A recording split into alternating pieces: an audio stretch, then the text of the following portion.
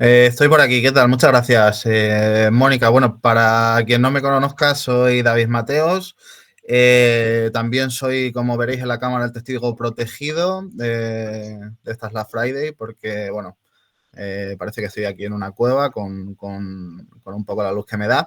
Y nada, como estaba comentando Mónica, un poco el motivo de estar hoy aquí es para presentaros a quien no conozca a nuestro compañero Oriol, ¿vale? Oriol es el Elite Lead dentro de Slash Mobility de la práctica de DevOps, ¿vale? Y pues bueno, aparte de esa práctica de DevOps que nos va a venir hoy a hablar sobre ella, también va a centrarse un poco más en lo que es todo el tema de Kubernetes, ¿vale?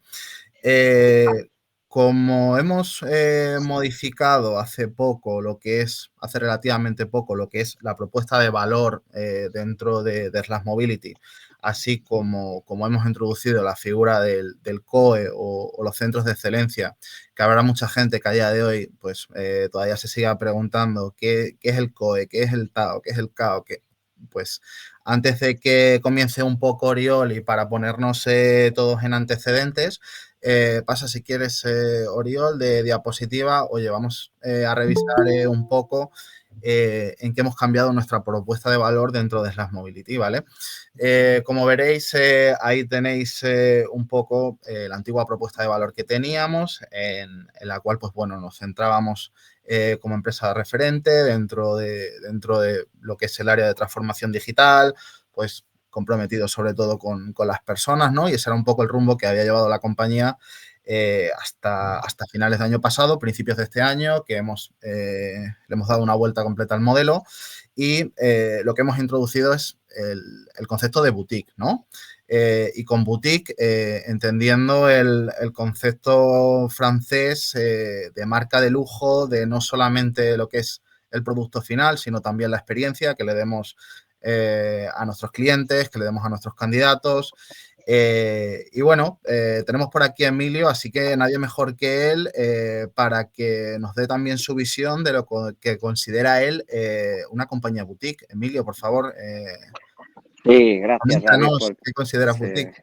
intentaré ser breve y sobre todo reconducir esa visión que trasladas. Lo primero es Uriol, no Oriol, ¿vale? Porque hay que aprenderse el nombre de los compañeros, ¿vale? Y bueno, la propuesta de valor, como sabéis, pusimos la compañía patas arriba hace 6 meses, no en este año, y se metieron varias palancas, ¿no? Iniciativas para hacerlo, sobre todo para que este proyecto, ¿vale? Un proyecto que lo hemos denominado el proyecto CESE de excusas, CESE de pronunciar mal los nombres de los compañeros, CESE de no aprenderse la propuesta de valor o CESE de, evidentemente, las lamentaciones. La C va de crecimiento, la E va de escalabilidad, la S de sostenibilidad y la E de excelencia, ¿vale? Eso lo vamos a comentar la semana que viene. Lo único que sí que esa excelencia hemos dividido, fileteado, fragmentado, pero fragmentado no me gusta la palabra porque al final hay una cohesión entre lo que llamamos los COEs, centros de expertise, ¿vale? Donde evidentemente está la excelencia, y uno de ellos es el que, bueno, está dentro Uriol, ¿vale? Uriol, dentro del COE de DevOps, que nos va a permitir entender un poquito cuál es ese expertise, qué es lo que espera Slash, ¿no? Y sobre todo para simplemente matizar lo del concepto boutique, ¿vale? Al final lo que queremos es ser una compañía recordada, ¿no? por esa excelencia y sobre todo no solo en nuestros productos, que no tenemos productos, hacemos servicios, sino en nuestras personas, ¿vale? Así que nada, no hago mucho más spoiler. Sí que es verdad que me gustaría que entendiésemos que esto vamos a reforzarlo, igual que lo reforzó hace una semana, o 2 semanas, perdón, José Antonio, con el COE de BAC y evidentemente la práctica de .NET, pues ahora lo va a hacer en particular Uriol, con nuestro centro de expertise de DevOps, que incluye, entre otras cosas, ¿vale?, una serie de prácticas, de tecnologías e instrumentos de los que va a hablar hoy. Así que nada, te cedo la palabra a ti, David, por si quieres complementar algo, y si no, damos paso al verdadero protagonista, que es Uriol. Sí, nada, muy rápidamente pasamos, si quieres, de diapositiva. nada, un poco por seguir con la nueva organización, comentaros lo que, sin que valga la redundancia, lo que venía comentando Emilio, ¿no? Esa nueva organización, con todo el tema de los centros de excelencia, manteniendo las unidades de negocio que ya venían existiendo desde el 2024, ¿vale? Y aportando, pues, mediante esos centros de experiencia y esos delivery managers, pues, los servicios que también Emilio estaba comentando, ¿no? El servicio de consultoría, servicios y proyectos, ¿vale? Pasamos de diapositiva muy rápido para no quitar mucho tiempo. De cara un poco a los COE, y bueno, por si alguien no tiene un poco la visión todavía de lo que es un centro de excelencia, pues para nosotros yo creo que los centros de experiencia son lugares centralizados donde se formulan las mejores prácticas basadas sobre todo en el conocimiento que hay dentro de la compañía, ¿no? Entonces, bueno, de cara un poco a las prácticas que tenemos ahora mismo, pues serían las que se muestran en la imagen. No sé si está por ahí Carmen Casas y podría decirme a qué COE pertenece. Sí, aquí estoy. Bueno, Hola, Carmen, pues ¿a qué COE pertenece? pertenezco al... El que, no te he escuchado. ¿A qué COE perteneces tú, Carmen? Pues al Centro de Excelencia de Front. Muy bien. Alonso, ¿y quién es el élite que lleva esa práctica del Centro de Excelencia de Front? Pues esta es fácil, Iván Guisado. Muy bien. Bueno, como estaban comentando, cada uno tiene que tener identificado dentro de la compañía un poco a qué centro de excelencia pertenece, quién es el élite que gestiona pues, esta práctica, este centro de excelencia, y aparte de esto, no quitará para que dentro de esos centros de excelencia, también esté lo que es la figura del embajador, que ayudará incluso tanto como el élite para poder expandir lo que es la marca y poder ayudarnos a seguir creciendo. Pasamos de diapositiva. Vale, Jordi, cuéntanos un poco la diferencia entre lo que es la figura del élite y la figura del embajador bajo tu visión. Vale, pues eso, todos somos embajadores, ¿no? Todos los que formamos parte de un COE, lo que nos permite crecer verticalmente, ¿no? Es decir, a eso, ser especialistas y referentes también de ese vertical tecnológico. Y por otro lado, la figura del Global Lead, ¿no? Que al final tiene que impactar también en cuanto a especialmente iniciativas, lo que comentamos, ¿no? Al final, la empresa boutique impacta tanto en tener el mejor talento, por lo tanto, los mejores embajadores en cada COE, como las mejores iniciativas, ¿no? El Global Lead debe de aportar su visión como referente tecnológico para lograr convertir estas iniciativas independientemente del tipo de delivery. Perfecto, Jordi. Pasamos.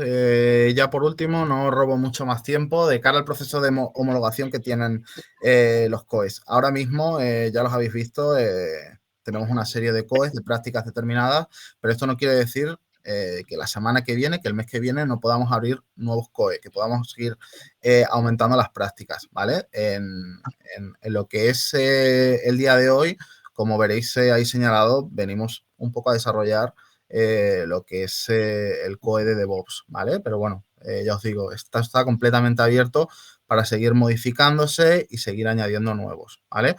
¿Qué es lo que deberíamos de hacer o el siguiente paso y lo que ya se está haciendo a día de hoy? Pues, bueno, dentro de los COEs, no todos los tenemos completamente desarrollados, sino que hay algunos de ellos que están todavía en construcción y de cara a ese proceso de homologación o a dar de alta un nuevo COE, pues, bueno, tenemos que buscar que tengan sentido, ¿no?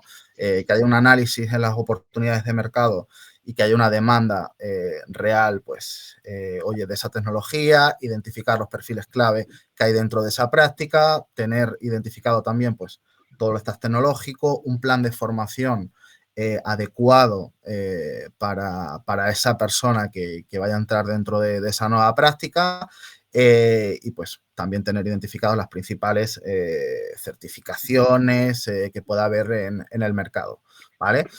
Esto nos llevará pues al desarrollo de buenas prácticas, tener pruebas técnicas que nos ayudarán enormemente más en la parte de delivery para seguir haciendo crecer la empresa, escalarla y llevarla al próximo nivel, porque ese es el camino, ¿no? Juntos y entre todos, pues intentar sumar y seguir creciendo. Por mi parte, ya termino aquí, darle paso a Oriol, que es el verdadero responsable y el verdadero protagonista y nada, cuéntanos un poco, en cualquier caso, Oriol, me tienes aquí y entro a echarte un cable. Mil gracias, David. Bueno, presentarme así rápido, soy Oriol. Trabajo dentro de Slash, soy consultant para Slash Mobility, para Mango, y básicamente trabajo ahí como DevOps Engineer. Estoy en el departamento de Software Engineering con otros compañeros dentro de un equipo transversal. Y nada, vengo a presentar tema de Kubernetes. Decir que primero voy a presentar Docker porque para mí no tiene sentido presentarlo sin presentar Kubernetes. También digo ya desde el principio que va a haber, no voy a asumir cosas, pero voy a hacer simplificaciones. Lo digo por si alguien ve que no utilizo la palabra completamente correcta o exactamente. Es por eso, porque estoy simplificando para que el concepto se entienda, ¿vale? Entonces, voy a empezar explicando Docker, qué problema va a tener muchos Dockers, qué es un pod, cómo creo un pod y la configuración de un pod y alrededor de él, ¿vale? Que creo que estos más o menos son los problemas con los que un developer se encuentra día a día. Vale, el concepto de Docker. A mí me gustaría que nos imagináramos que tenemos un programador, ¿vale? Que él en su día a día programa en Java y está haciendo un microservicio, una API, lo que sea, ¿no? Al final esta persona tiene que exponer esta aplicación, ¿no? En Amazon una EC2, ¿no? Y lo que hace es construir su aplicación en un ejecutable y ese ejecutable lo mete dentro de una Amazon EC2, que es una máquina virtual, ¿vale? Y nada, corre el ejecutable y ya está. Y se expone la aplicación, el microservicio, la API, lo que queráis. Y esto es completamente funcional, no da ningún tipo de problema. ¿Qué pasa? Que una EC2, una máquina virtual, tiene un montón de recursos que yo no quiero para nada. O sea, tiene un montón de cosas librerías, dependencias, que a mí no me aportan nada más que problemas de seguridad, de mantenibilidad, etcétera, ¿no? Además de que usan recursos que yo realmente no estoy usando en sí, ¿no? O sea, mi aplicación no necesita nada de eso. Entonces, ¿qué es Docker? Docker es una simplificación, por así decirlo, de un sistema operativo. Es decir, tú coges lo básico que tu aplicación necesita, que tu microservicio, que tu API, lo que sea necesita, y lo metes dentro de un pequeño sistema operativo donde correrás tu aplicación. De esa forma, ganas en un montón de cosas, ¿no? Mi aplicación siempre funciona porque tengo mi entorno controlado, lo meto dentro de ese sistema operativo. Tengo control de seguridad porque la cantidad de dependencias y de cosas que tengo son las que yo quiero, las que necesito. Y luego tengo un uso eficiente de recursos, ¿no? Al final, como que solo estoy metiendo lo que necesito, pues ya está. No voy a hacer nada no voy a meter nada que no necesite. Entonces, ¿cómo cambiaría? Ahora el programador haría lo mismo, ¿no? Programaría, construiría su ejecutable, ese ejecutable lo metería dentro de Docker y ese Docker lo metería dentro de EC2. Vale, guay. Hasta ahí genial. Pero, ¿qué pasa si yo tengo 200 contenedores? ¿No? O sea, en vez de tener solo un Docker, pues tengo tantos microservicios, mi aplicación es tan grande, la he partido tanto que tengo 200 contenedores. Pues eso es un problema, porque si la aplicación se muere, el programador va a tener que ir a mano a cada EC2 a revivir la aplicación. O si le faltan recursos, va a tener que ir a mano a meterle más recursos, etcétera, etcétera, ¿no? Entonces, de esta necesidad, ¿no? De la necesidad de tener que gestionar un montón de contenedores de Docker, nace Kubernetes. Kubernetes al final es simplemente la forma óptima o la forma eficiente de gestionar contenedores. Nuestra unidad mínima dentro de Kubernetes va a ser un pod, que ahora voy a explicar lo que es. Y podríamos decir, para simplificarlo, que nuestros pods ahora son nuestras máquinas virtuales, ¿no? Antes teníamos una EC2, pues ahora en vez de tener una EC2 vamos a tener un pod, que es donde va a correr nuestro Docker, donde corre nuestra aplicación. Vale. ¿Qué es la estructura base de Kubernetes? Kubernetes es un clúster que se compone por distintos nodos, que son máquinas virtuales básicamente, donde se corren dentro pods. Estos pods contienen a su vez contenedores y estos contenedores de Docker contienen nuestro código. Entonces, la pregunta es, ¿cómo se configura todo esto, no? Pues bien, en Kubernetes tenemos el concepto de objeto de Kubernetes, que es básicamente configuraciones de Kubernetes, ¿vale? Lo vais a escuchar un montón y tenemos un montón de tipos. Pod, deploy, service, virtual, tenemos un montón, ¿vale? Y configuran distintas cosas dentro de Kubernetes. Entonces, estos objetos de Kubernetes se especifican usando algo que se llama manifest. Un manifest es básicamente un archivo de configuración. Tal como yo podría tener un archivo de configuración para una máquina virtual, pues lo tengo para un objeto de Kubernetes, ¿vale? Entonces, como he explicado antes, nuestra unidad mínima dentro de Kubernetes es el pod, ¿de acuerdo? Entonces, ¿cómo configuro un pod? Pues para configurar un pod, lo que yo tengo que hacer es crear un objeto que es el deployment, ¿de acuerdo? Y para este deployment tengo este manifest, que es básicamente mi configuración de este pod.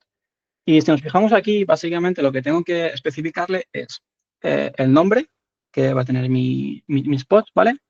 El número de pods que yo quiero, que van a ser las réplicas. Si quiero tener la misma aplicación corriendo en 3 pods distintos, pues si quiero 3, le pongo 3. Si quiero 2, le pongo 2, lo que sea, ¿no? Luego tenemos la configuración del contenedor, que es de dónde yo me voy a descargar esta imagen de Docker para que se corra dentro de mi aplicación y en qué puerto está expuesto.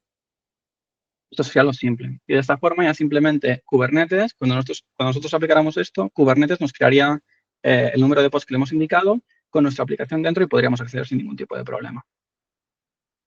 Vale.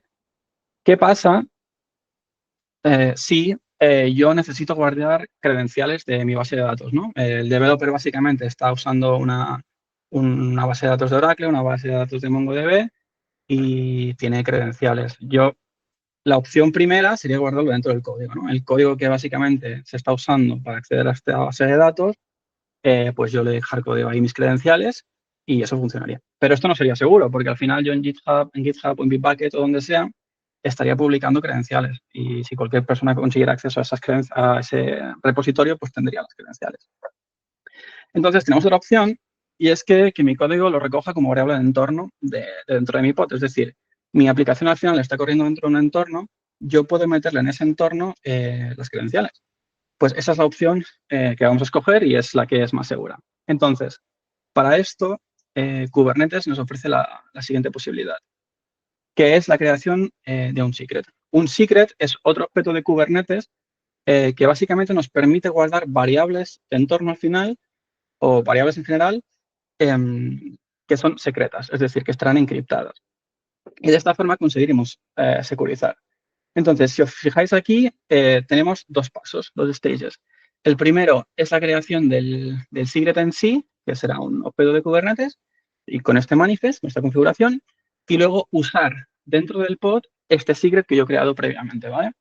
Entonces, yo me iría a la configuración de mi pod, a mi deployment, y le añadiría una nueva aquí, que es la de entornos, y le especificaría este secret. Yo quiero acceder quiero una nueva variable de entorno que se llame Cloud API Key, que salga del secret que yo he creado antes, que es el AWS Credentials, y la key en concreto que sea la Cloud API Key.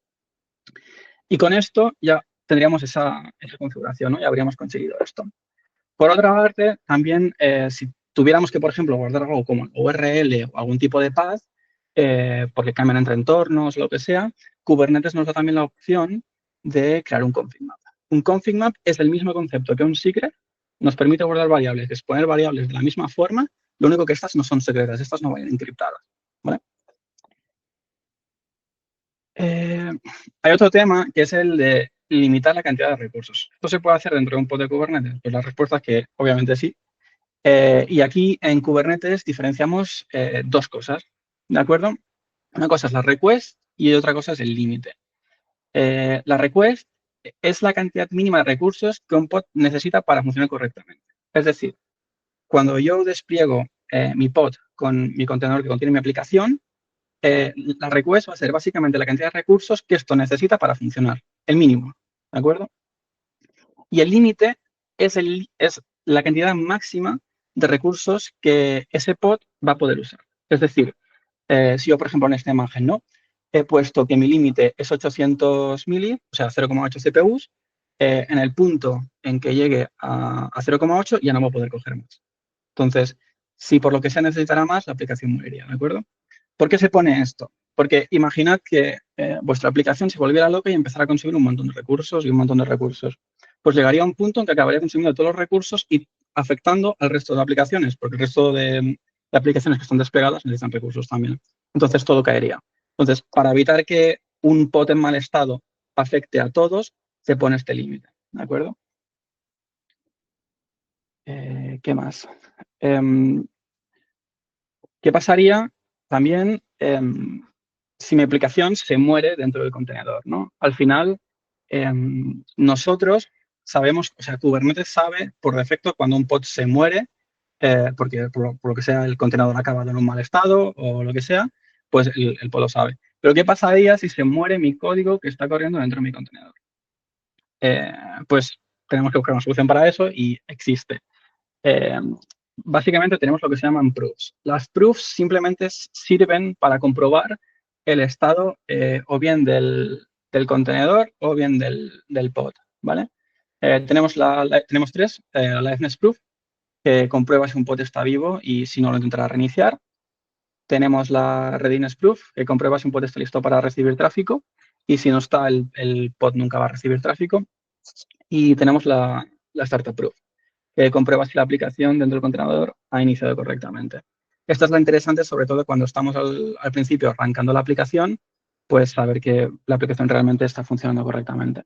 La liveness es la que todo el rato estaríamos lanzando, cada X tiempo estaríamos lanzando para comprobar que nuestra aplicación sigue funcionando correctamente. Y la readiness se lanzaría al principio y es justamente para eso, ¿no? Si ya hay un pod previo a esta aplicación y se está subiendo una nueva versión en un nuevo pod, pues esta nueva aplicación no empezaría a recibir tráfico hasta que la readiness no esté viva, hasta que la readiness no esté correcta. Entonces, para configurarlo sería lo mismo. Dentro de la configuración de mi pod, en mi deployment, podría especificar mis proofs añadiendo la key, startup proof, la liveness y la readiness. Y hay varias formas de configurarlo. Una escogiendo la configuración por defecto que te da Kubernetes, o otra, decirle, ejecútame este script que va a comprobar lo que yo quiero que compruebe. Y en este caso, dentro de Mango, pues tenemos esta. Vale, ¿y qué pasaría si muere un pod? Es decir, si mi aplicación, por lo que sea, mi pod se muere, ¿qué pasa? Pues que Kubernetes, por defecto, intentaría crear un nuevo pod, ¿no? Al iniciar este nuevo pod, se iniciaría con una nueva IP, por lo que el usuario no podría acceder. Y esto es un problema, porque nosotros queremos que el usuario siempre pueda acceder, por tanto que la IP de mi aplicación siempre sea la misma, sea constante. Para esto, nosotros tenemos el concepto de servicio, que es otro objeto de Kubernetes.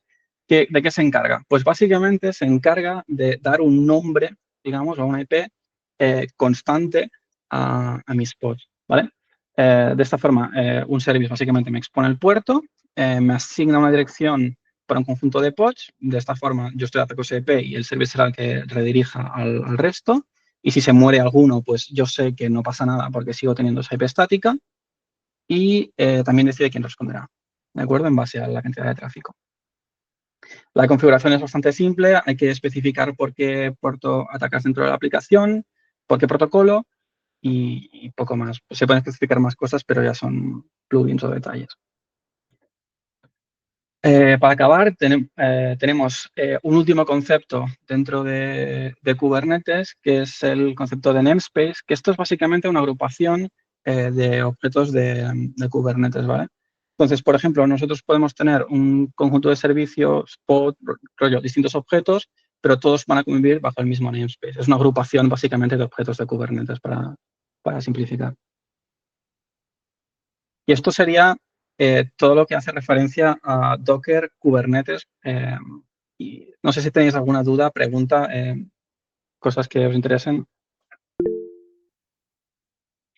Vale, José Antonio, si quieres. Sí, gracias. Buenas tardes. Primero, Uriol, muchísimas gracias por la explicación. Ha sido súper clara y concisa y ha ayudado incluso a algunos de nosotros a aclarar algunos conceptos que teníamos quizás un poco difusos por la práctica y no a lo mejor por haberlos pensado mucho en el momento. La pregunta que quería hacerte era si no hay una pequeña contradicción en tanto que a su finalidad técnica y si os ha generado problemas el hecho de que cuando realizamos una definición de los límites en el deploy, si no estamos siendo en contra precisamente de la optimización de los recursos que tiene la dockerización previa. Y si alguna vez os habéis encontrado ahí con que al poner límites nos hemos pasado y hemos impedido a la solución o al microservicio, lo que sea, a funcionar en su... Es decir, si Kubernetes no la parametrización de límites en el Kubernetes no lleva a traernos de nuevo los problemas que tenemos con la máquina virtual en caso de que no lo hagamos bien. Sí, es muy buena la pregunta, o sea, y creo que es objeto de disputa bastante en general. Bueno, aquí creo que hay dos grupos de gente en general. Hay la gente que considera que los límites son un anti-pattern, es decir, que es algo que no se debería utilizar, porque al final estás evitando que otras máquinas utilicen este recurso, ¿no? Otro pod utilice ese recurso si el que tú ya tienes no lo está usando, ¿no? Entonces, en mi mundo ideal, donde yo sé exactamente cuánto usa mi aplicación, mis recursos y mis límites serían el mismo y yo los pondría, ¿de acuerdo? En mis recursos y mis límites serían el mismo. Pero en un mundo no ideal, donde no sabes exactamente cuánto usa una aplicación, desde mi perspectiva, yo no los pondría. Yo no definiría los límites y dejaría que fuera la aplicación, o sea, que sea Kubernetes el propio, ¿no? Que gestionen estos recursos y ya está. No sé si respondo un poco. Perfectamente. Yo es que soy más de apoyarme en la agilidad que nos da el propio Docker, pero bueno, agradezco saber que no soy el único. Gracias, Uriol. Gracias.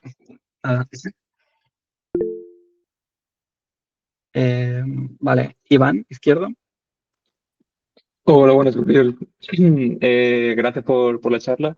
Y nada, yo tenía una pregunta en base al desarrollo, por ejemplo, de una aplicación. ¿En qué punto piensas tú que puede ser como el límite para empezar a utilizar Kubernetes en lugar de contenedores? En el momento en que tu aplicación sea suficientemente grande como para que sea rentable económicamente. ¿Dónde está ese punto? No lo sé. Depende de tu aplicación, básicamente, ¿no? Pero sí que lo que está claro y lo que muestran, bueno, mayor parte de estudios es que escalar horizontalmente siempre es más rentable que escalar verticalmente. ¿Qué me refiero con esto, no? Que si tú tienes una máquina virtual, escalarla verticalmente sería añadirle más recursos. Esto no es eficiente. Lo que es eficiente es meter otra máquina virtual que corra tu aplicación, ¿no? A nivel de costes en cloud. Entonces, Kubernetes por eso es tan interesante, ¿no? Porque te permite hacer este escalado horizontalmente súper fácil. Entonces, cuando tu aplicación ya llega a un punto donde tiene suficientes microservicios desplegados que está consumiendo suficiente dinero, pues moverlo ahí y aprovechar este escalado horizontal. Vale. Genial. Muchas gracias. De nada. Vale, Yusef, tú mismo. Bueno, primero, Uriol, felicitarte, que ha sido muy interesante la charla. Y tengo una pregunta sobre el tema de las IPs y los servicios, esto de la asignación de IPs. Vale. No acabo de entender muy bien de dónde sale esto, o sea, porque yo entiendo que si todos estos servicios están en la misma máquina, pues al final tienen la misma IP porque están en la misma máquina, y si están en máquinas diferentes, se podría gestionar con un load balancer o algo a nivel de infraestructura y no tanto de servidor. Entonces, no sé dónde entra tanto la labor del Kubernetes dentro de la asignación de IPs de los servicios. Entonces, si me puedes explicar un poco esta parte. Vale. Por lo general, Kubernetes básicamente tiene un load balancer que él hace el mismo y digamos que Kubernetes tiene un máster, ¿vale? Que es el que gestiona los nodos o los esclavos, ¿vale? Y dentro de los esclavos es donde tú estás desplegando esos pods. Entonces, dentro de estos esclavos, digamos, o nodos, tú ahí es donde tienes tu IP, ¿vale? Entonces, es un rango realmente, no es una IP fija para ese nodo. Entonces, como que es un rango, Kubernetes asigna estos a los distintos pods que va creando. O es lo que haría, ¿vale? Entonces, al hacer esto, Kubernetes te genera el problema de que no tienes algo estático, sino que cada pod es accesible por un sitio. Y tú no quieres esto, tú quieres que siempre sea accesible por el mismo sitio, ¿de acuerdo? No sé si respondo a tu pregunta, Josep. Sí, sí, creo que sí. Ahora me ha quedado más claro. Vale, Gracias. genial. ¿Más preguntas sobre esto, Docker? ¿Preguntas? Venga, yo, mientras se anima, Uriol, tú has anticipado antes también, Mateos, ¿cuál crees tú que son las certificaciones más relevantes, ¿no? para hacer, ¿no? Si quiero involucrarme, ¿no? Y desde un punto de vista de plan de carrera, ¿no? De un software engineer, un software developer, ¿no? ¿Cuál crees que es el camino más fácil, ¿no? En partir de From hacia Back hacia DevOps o directamente, ¿cuál es tu visión al respecto? Certificaciones y el plan de carrera más natural para meterse, ¿no? En todo este tipo de paradigma. O sea, ahora voy a hablar de DevOps y en plan de qué es DevOps y qué son las certificaciones. Si quieres lo cuento luego, tú mismo. Vale, perfecto. Genial, genial. Sí, no. Si ahora vas a hablar de esto, perfecto. Pues te echo de teleonero. Así que, si no hay más preguntas, vamos a por ello. Vale. Si queda alguna pregunta para el futuro o alguien se le ocurre una pregunta en el futuro y quiere responder, que quiera que responda, pues adelante, sin problema. Vale. Bueno, concepto de DevOps. A mí me mola mucho esta definición de DevOps. No es una definición de súper de libro que vais a encontrar en algún sitio por ahí en internet, pero es la que a mí me gusta. Voy a explicar esta, ¿vale?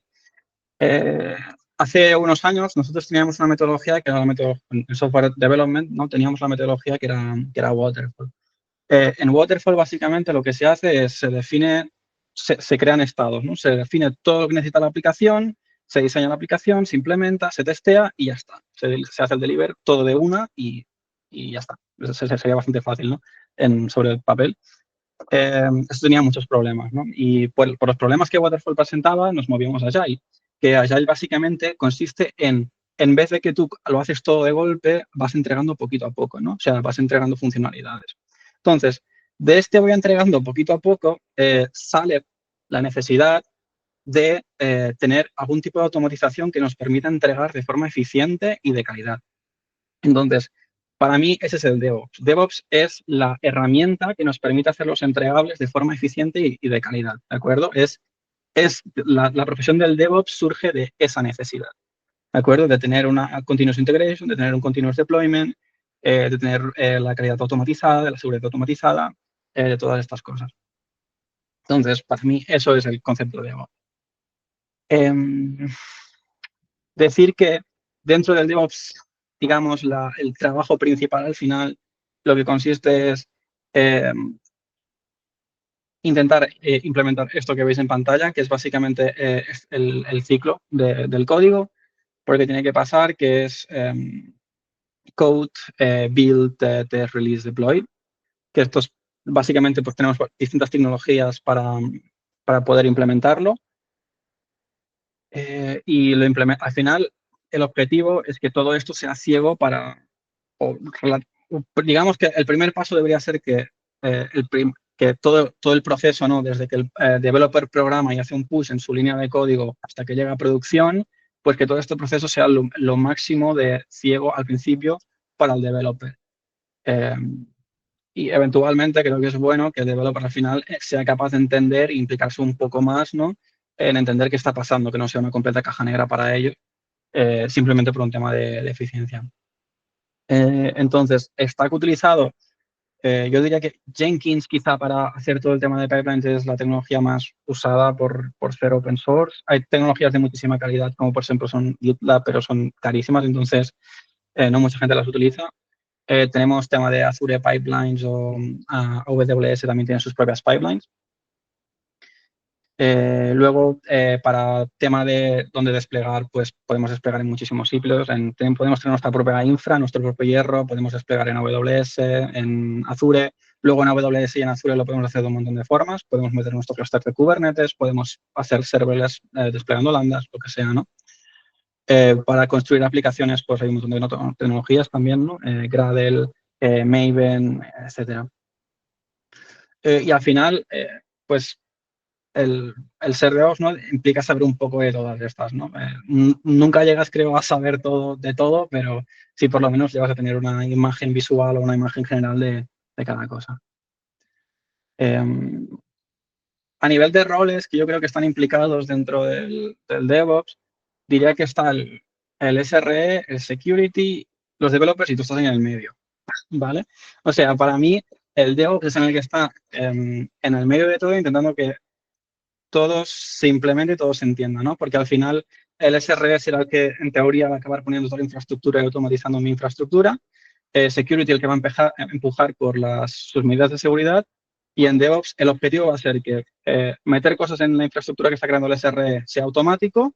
De esta forma el developer no va a ver nada. Meter también medidas de seguridad que el security está empujando para asegurarnos que el developer programa de forma segura. Y seguir empujando para estandarizar cosas. Entonces, bueno, es un poco la figura o la persona que está en el medio en todo este enjambre. Y destacar también que creo que el DevOps es una persona o es un perfil que tiene que estar bastante del lado del developer, sobre todo, para entender cuáles son sus necesidades, cómo es su día a día, cómo podemos hacer que su vida sea mejor, ¿vale? O sea, al final creo que el DevOps, en gran parte, tiene que entender que su cliente es el developer, no es nadie más. En tema de certificaciones, creo que hay muchas interesantes. Creo que la del PK es una de las mejores, el certificado de Kubernetes Administrator. Y bueno, esta básicamente te da un bagaje sobre cómo funciona Kubernetes a nivel de más de management de Kubernetes, no lo que he explicado hoy. Luego, los certificados de AWS, tanto de DevOps como de Cloud en general, están muy bien, porque al final tú necesitas una infra o un sitio donde desplegar tu código, fuera de una forma de gestionarlo. Entonces, creo que los certificados de AWS y de Azure en general pues, son muy útiles. Y ya estaría. Os dejo hacer un QA, en plan, si tenéis más dudas en general de la presentación, de esta parte de DevOps, adelante.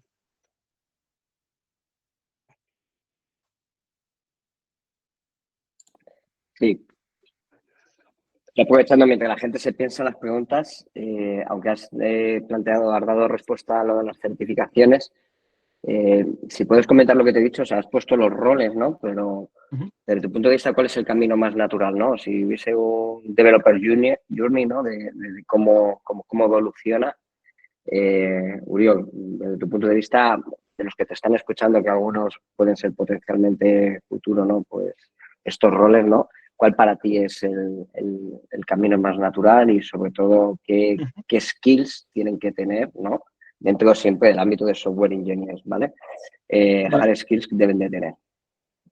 A ver, yo creo que la curiosidad es imprescindible porque al final somos personas que trabajamos con un montón de tecnologías. Entonces, tienes que tener esa curiosidad de meterte en una tecnología. La resiliencia también es importante en consecuencia de esto, porque tú te vas a meter contra una tecnología que no has tocado nunca y que quizá nadie más ha tocado. O sea que buena suerte buscándote la vida. Luego creo que la comunicación es bastante clave. Al final vas a tener que no solo comunicar lo que estás implementando de forma transversal, sino que además vas a tener que entenderte con la gente y escuchar a la gente de qué necesita.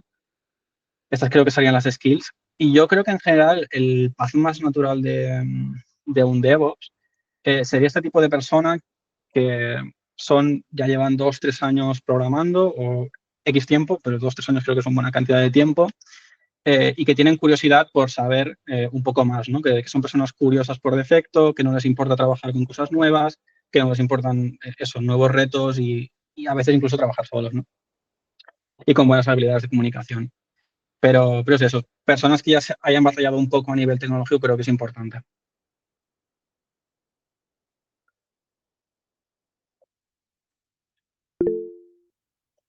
Dime, David. ¿Cuál es tu opinión o por qué no lo ves reflejado si es que realmente para ti no es un nuevo rol y recae dentro de la parte de DevOps? Últimamente yo por lo menos estoy viendo la demanda de un perfil como tal que le ponen el adjetivo o el nombre de el DevSecOps, ¿vale? Y bueno, sería esa figura del DevOps, pero que integra esa parte de seguridad. ¿Es realmente lo que tú ves, ese perfil, lo que le conoces, un perfil realmente útil? ¿Es una estrategia de la organización de quitarse a la parte de seguridad y meter 2 perfiles en uno? ¿O qué opinión te produce ese tipo de perfil o esa necesidad que están pidiendo ahora y demandando muchas empresas? Que tiene todo el sentido del mundo. Primero, espero y deseo que no se carguen al departamento de seguridad por meter a este tipo de gente. O sea, creo que el DevSecOps tiene que trabajar de la mano del departamento de seguridad y empujar los estándares que el departamento de seguridad proponga, ¿vale? Pero es que al final todo viene de esto, ¿no? Del movernos de Waterfield a Agile. O sea, nosotros lo que es el DevOps básico, ¿no? Te va a meter un test, te va a meter un análisis de calidad y ya está, y se va a quedar ahí y buenas tardes. Cuando tú metes el DevSecOps, lo que tú estás haciendo es, aparte de mover el test en esta rueda, estás metiendo también la seguridad ahí, ¿no? O sea, yo quiero un análisis estático. Quiero que, antes de que mi código empiece a correr, quiero ver si hay alguna vulnerabilidad. Quiero un análisis dinámico, ¿no? Mi aplicación, cuando la enchufo, cuando la empiezo a correr, ¿tiene alguna vulnerabilidad? No, que todo esto sea automático. Y que el developer, de alguna forma, ¿no? Pueda acceder a estos datos y pueda actuar con ello.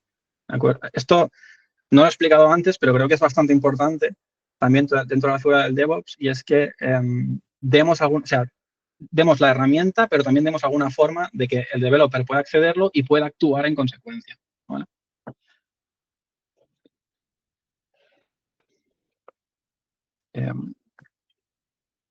Espero haber respondido a tu pregunta. No sé si hay más preguntas aparte de esto.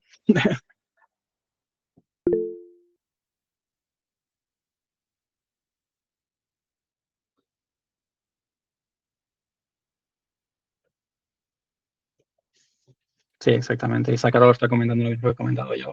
Anímate a preguntarlo, Isaac. Pues, preséntate. Se presenta. Vale.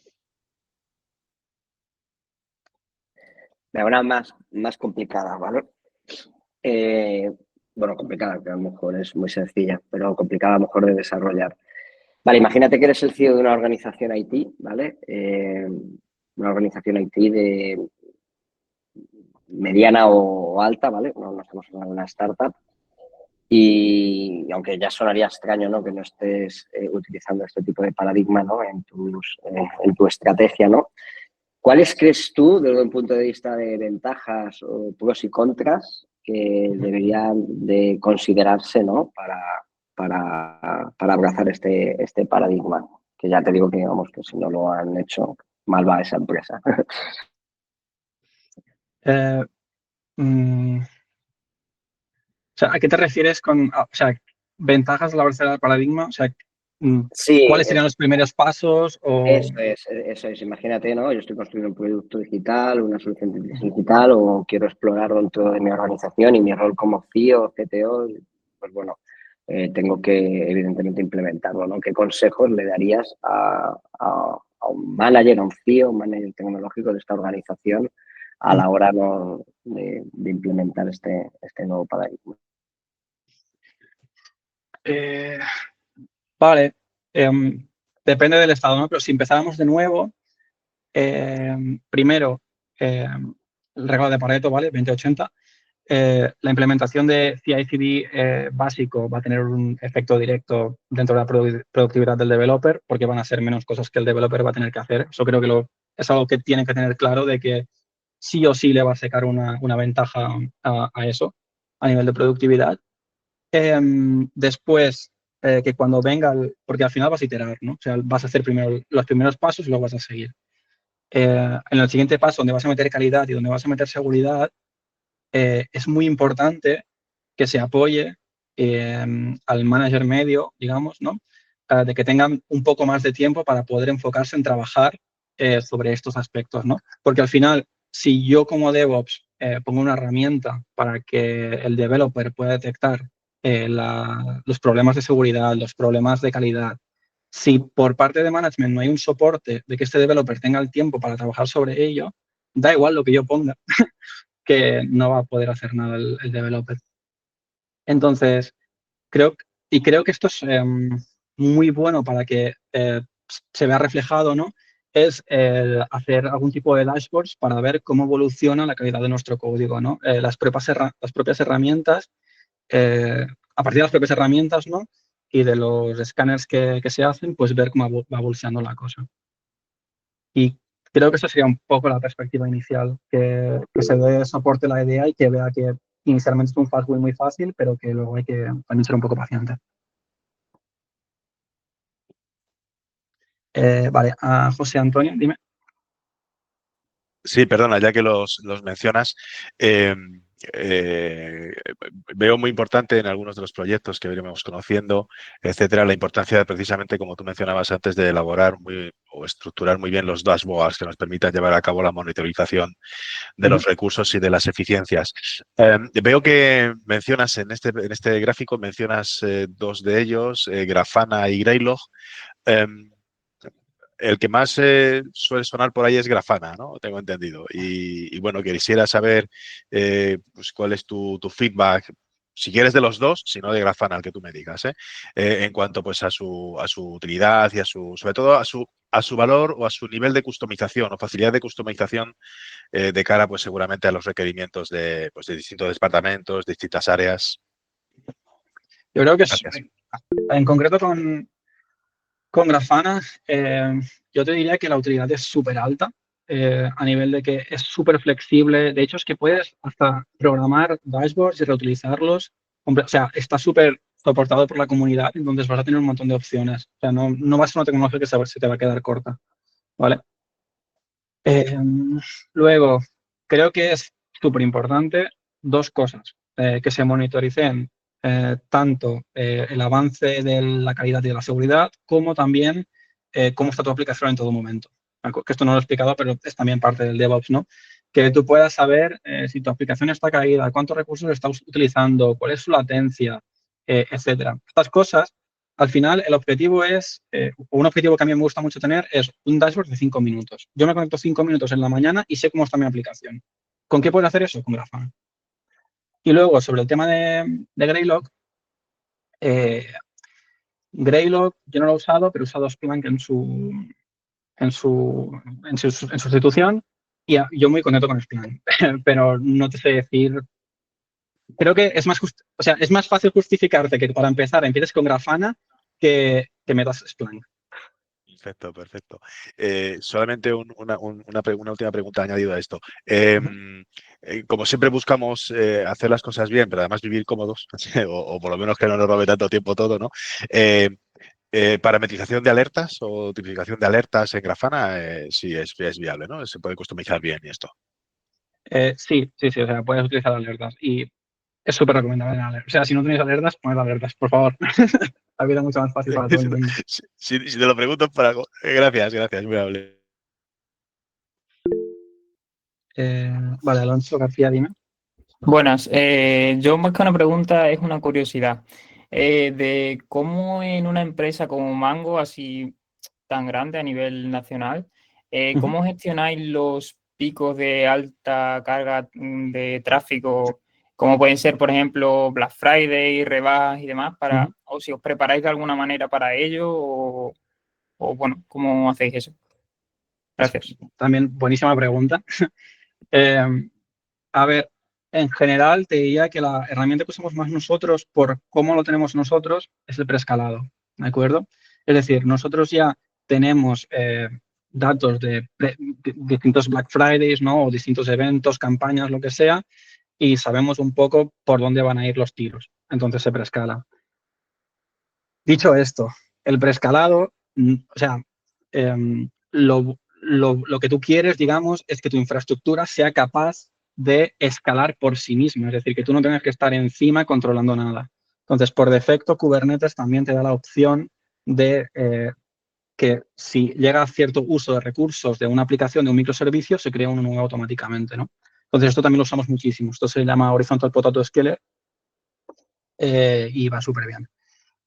Dicho esto también, esto tiene sus límites y no es un preescalado infinito. Y el preescalado más infinito que existe sería el serverless, que se usa en la online, creo, un poco, y nosotros lo vamos a empezar a usar también dentro del departamento donde estoy.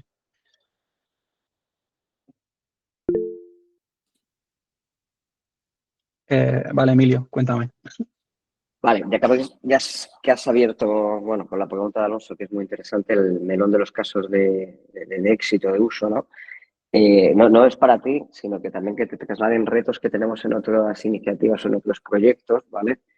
Entonces, Jordi, Iván Guisado, por ejemplo, a quien queráis, o eliges tú, Jordi, cualquiera, en proyectos que tenemos iniciativas de alta escalabilidad, ¿no? Como UFV o AMEYER, ¿hay algún tipo de retos, ¿no? Que queréis trasladar a Uriol, ¿no? Que pudiesen ser análogos a los que ha comentado, ¿no? Y cómo lo estamos abordando, por complementar y dar también visibilidad a otras iniciativas, que también lo interesante, ¿no? De la transparencia de estas jornadas de Slash Friday. ¿Quién se anima? Genial, pues se animarán Iván Guisado y Josep, si les parece bien, para compartir, que yo creo que puede ser un caso de uso interesante, el reto que tenemos en la Universidad Francisco de Vitoria. En este caso, les llevamos toda la parte de DevOps y demás, y tenemos dos retos, creo yo, principales. Uno a nivel de flexibilidad de la solución y escalabilidad, y por otro lado a nivel de page speed, ¿no? Vinculado también a la performance del sitio y que afecta también al posicionamiento, que en negocios de este tipo pues es importante. Entonces, Iván, Josep, si queréis compartir un poco qué es lo que tenemos y sí, cómo lo estamos abordando, si os parece. Vale, buenas, Uriol, ¿qué tal? ¿Qué tal? Lo primero, ¿qué tal? darte las gracias por la charla, que no he tenido oportunidad de agradecértelo, ha sido súper interesante. Y te comento, para mí hay una pregunta en cuanto al problema principal que tenemos en UFV, que yo todavía no he encontrado solución, ¿vale? Nosotros en la universidad tenemos el problema de que, bueno, la universidad básicamente tenemos miles de páginas subidas, ¿vale? Es un WordPress gigantesco, ¿vale? Todo está montado sobre un WordPress y reciben pues más o menos unas 100.000 visitas diarias, en momentos de campaña muchísimo más alto, ¿vale? Tenemos métricas muy altas, ¿vale? De tráfico.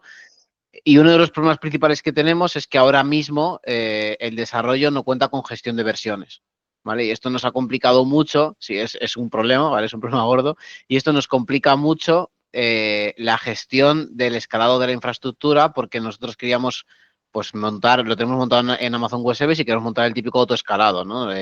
Te montas un load balancer, te coges la instancia que se duplique cada vez que lo necesite y autoescale, ¿vale? El problema es que sin gestión de versiones se complica, porque cuando tú vas a subir una nueva versión del código en una de las máquinas, si lo subes a mano, tienes que estar haciendo deploy manualmente en todas las veces que se esté duplicando el autoescalado, ¿vale? Entonces, bueno, habíamos valorado dividirlo en microservicios, pero tampoco tenemos muy claro cómo abordarlo. Y no sé si se te ocurre alguna manera, a priori, antes de, evidentemente, para mí la manera que se me ocurre es la básica, ¿eh? Metemos primero gestión de versiones y después montamos un autoescalado básico con el load balancer de Amazon, ¿vale? Pero actualmente estamos teniendo costes muy altos porque tenemos que meter a base de fuerza bruta servidores enormes que aguanten el tráfico y cuando vienen campañas, incluso aumentar estos servidores, hacer un preescalado para que cuando llegue la campaña no se caiga nada. Pero es básicamente a base de fuerza bruta, ¿vale? Entonces, bueno, pues no sé si te ocurre alguna idea para que podamos un poco afrontar este problema, que no tengamos los sobrecostes que estamos teniendo, que son bastante altos, o va más guiado por la parte que he dicho yo de cómo resolverlo. Claro, pero es que el tema de sobrecostes entiendo que va a ir bastante ligado a estar usando WordPress, que no debe ser muy eficiente, por ejemplo, Sí, en eso el seguro. tema de hacer llamadas y tal. A ver, claro, no sé cómo se construye WordPress exactamente, porque yo personalmente no he trabajado con WordPress, ¿vale? Pero si WordPress se construye de alguna forma que lo puedes meter en una imagen de Docker, dockerizándolo ya tienes versionado. Porque tú puedes generar distintas versiones y si tienes problema, pues tiras para atrás, ¿no? Eso sería una forma de tener versionado por lo menos de lo que estás desplegando. Dicho esto, yo personalmente, si hay un problema de sobrecostes, saldría de WordPress. Y si saliera de WordPress, pues me plantearía aquí en ir a microservicios.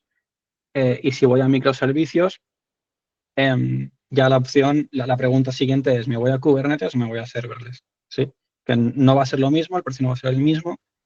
Y probablemente con serverless vais a salir ganando. O sea, por los datos que yo tengo de más o menos en mente, con serverless siempre sales ganando. Pero fast wins, con lo que me estás comentando, es complicado de encontrar, yo te diría. O sea... Sí, por eso sigue siendo un problema. No, sí, no, entiendo por qué es un problema. Entiendo por qué es un problema. No sé Pero si quieres bueno, comentar algo, Josep, porque justo ahora estamos con el problema del PageSpeed e intentando resolverlo, intentando acelerar un poco la carga de la web y tal. Entonces, no sé si por aquí quieres Eh, aprovechar el hueco. bueno, yo más que por el PageSpeed quería hacer una pregunta relacionada con seguridad, porque también nos hemos enfrentado a algunos problemas de ataques masivos de bots y tal.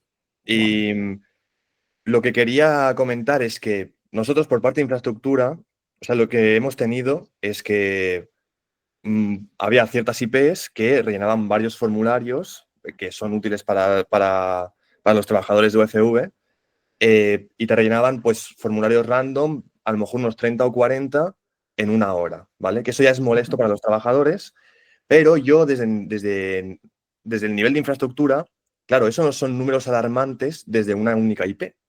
Entonces, yo, claro, aplicaba reglas en el WAF de la página web para intentar detectar ataques masivos, pero realmente si me ponía muy restrictivo, podría acabar bloqueando usuarios normales. Entonces, yo me pregunto si quitando desarrollo, desde el nivel de infraestructura, ¿se te ocurre alguna manera que tú puedas detectar estos ataques o simplemente...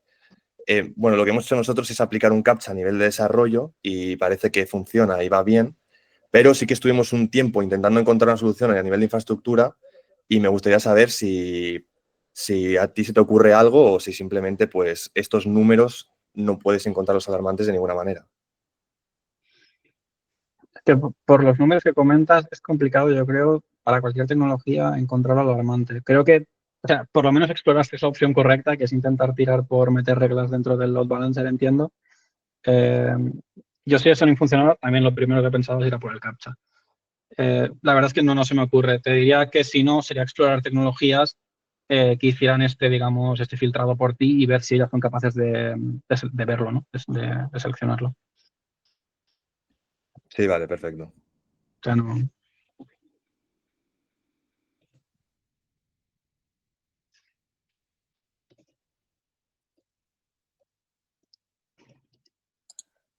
Gracias, Rafa.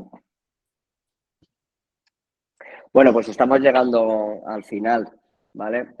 Siempre nos gusta, ya que teníamos 47-48, haber cantado el cumpleaños feliz a Frank, pero no está, a Francisco, que es Curro, que no tiene nada que ver, pero bueno.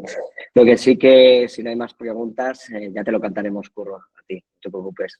Pero que no estés todavía esquiando para no dar envidia. Bueno, oye, sí, lo que nos hemos logrado. Agradecer sobre todo a Uriol, a la organización, al equipo de diseño, a David Mateos, a los más de 50 asistentes que hemos tenido.